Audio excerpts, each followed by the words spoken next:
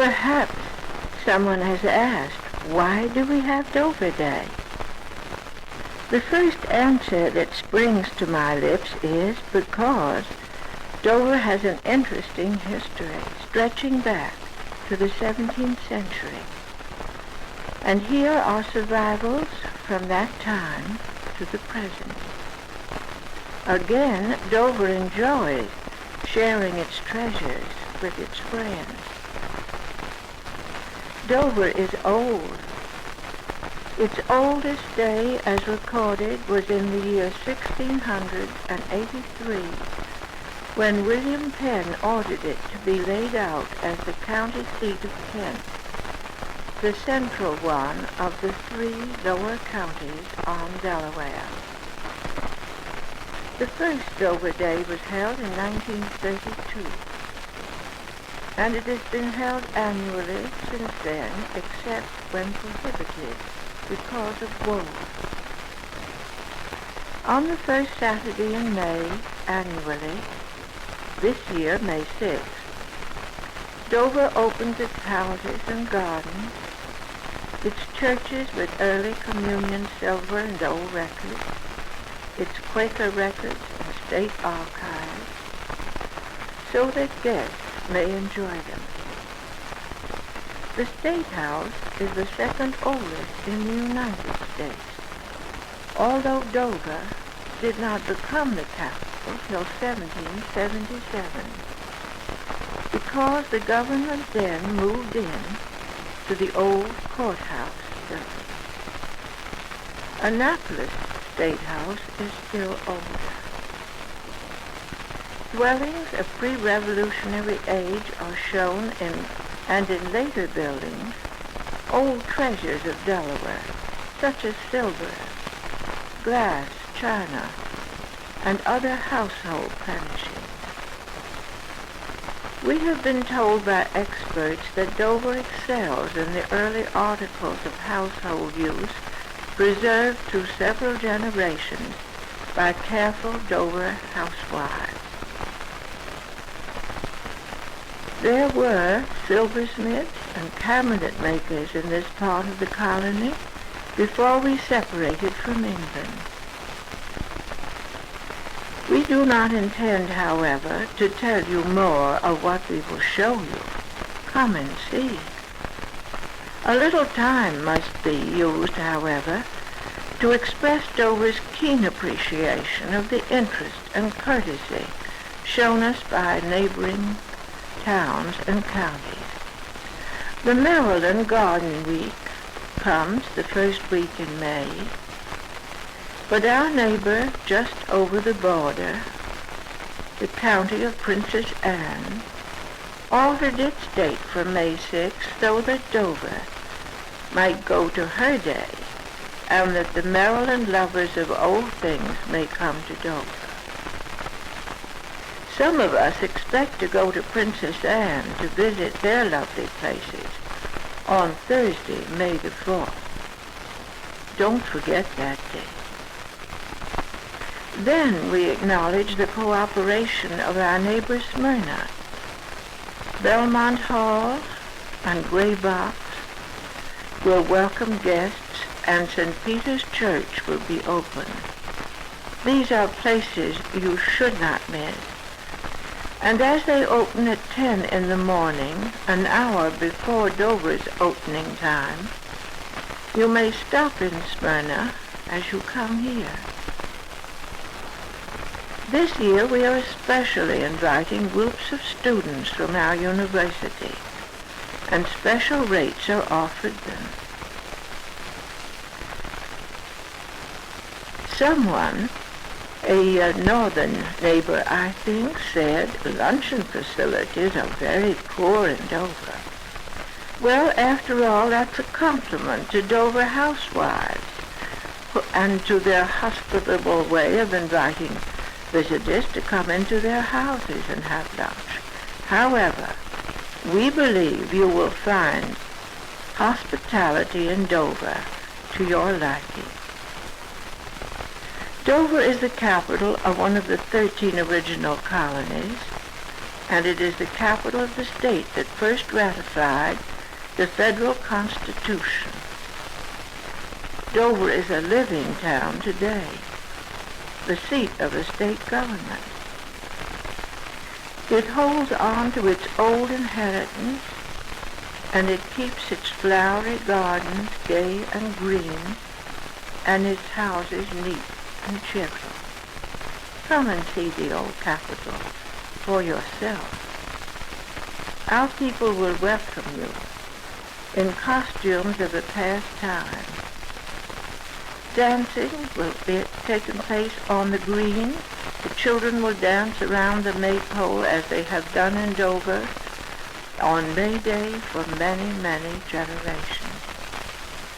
At 2 in the afternoon, the governor will receive in the parlors of the Legislative Hall. I'm going to quote a welcome from Mrs. Nevin Campbell, our chairman of publicity. She says, "Welcome to Dover. We are glad you've come to see our open houses, our gardens, our ancient documents, our loan collections, all of which are owned in Dover or its immediate vicinity. We shall enjoy sharing with you our quiet town with all its gracious reminders of the past. While you walk our tree-lined streets, try to turn your thoughts back to the more leisurely pace of an earlier day. Remember that the historic personages mentioned were real people, and in the spirit of their history, walk with us today.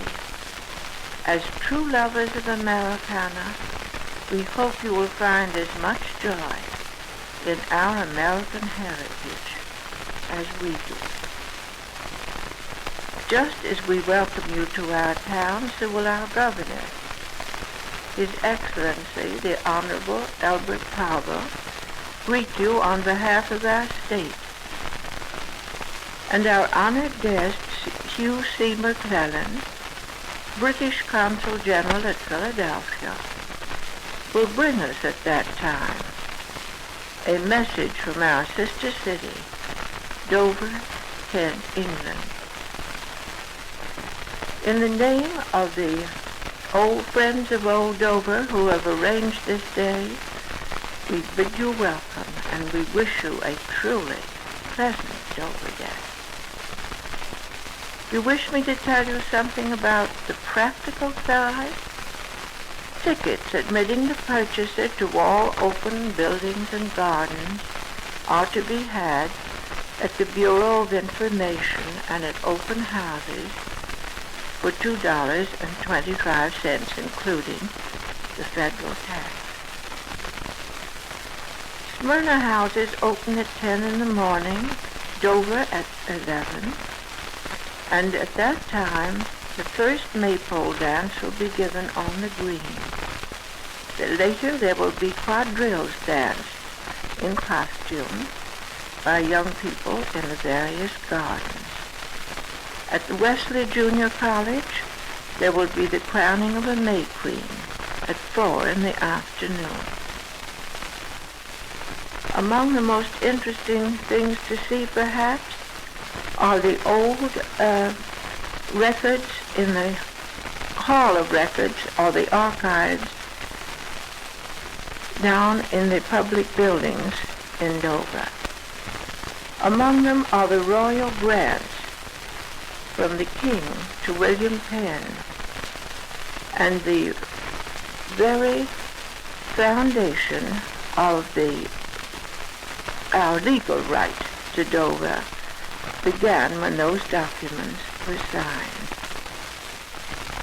An amusing collection will be old jewelry and treasure boxes, magnifying glass and bifocals made by Ben Franklin, a locket containing George Washington's hair, old funeral rings of quaint design, and a necklace of aquamarines, a gift of Edward VII to Lily Langtry.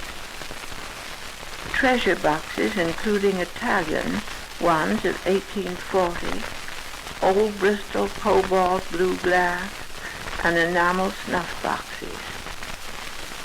In the Presbyterian church assembly rooms, you will see old quilts and woven coverlets, and Chippendale chairs used more than 100 years ago in the old Presbyterian church. The green is the center of Dover. It's very hot.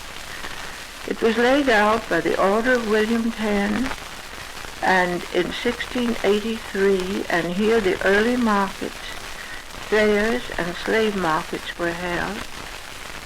And here at the time of the Revolution, the 1st Delaware Regiment was mustered before marching to join Washington's army in the North. Throughout the history of Delaware, the green has been the background for many of the important episodes, including the reading of the Declaration of Independence, at which time the portrait of King George III was burned in a public ceremony.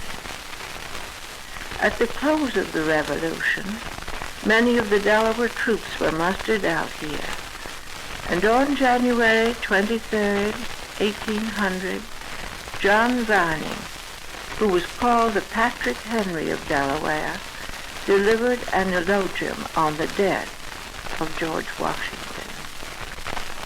Today, the green will be a gay scene, with the children dancing and many people in costume walking around what used to be called the Old Parade.